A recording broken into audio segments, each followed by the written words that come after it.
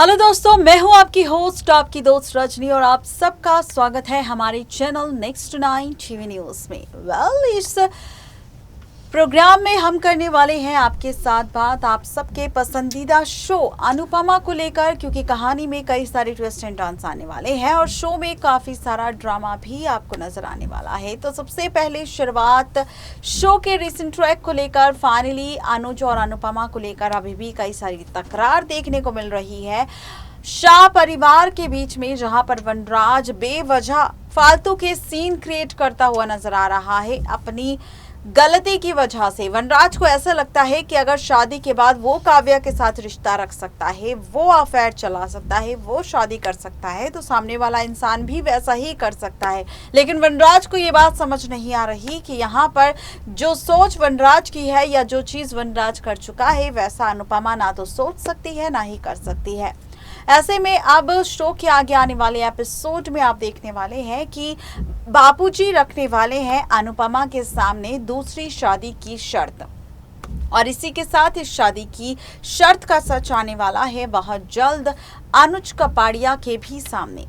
अब ये सारा ड्रामा कैसे शुरू होगा शो की कहानी में, अनुपमा की दूसरी शादी को लेकर क्या कुछ बापूजी अनुपमा से कहने वाले हैं, क्या कहानी में हो सकता है, क्या नहीं हो सकता, और बापूजी की शर्त के बाद अनुपमा का रिएक्शन क्या होगा, उसकी राय क्या होगी, उसकी सोच क्या होगी, क्या बापूजी का कहना मान जाएगी, क्या कुछ होने वाला है इस शो में, जानने के लिए देखते हैं हमारी ये स्पेशल रिपोर्ट।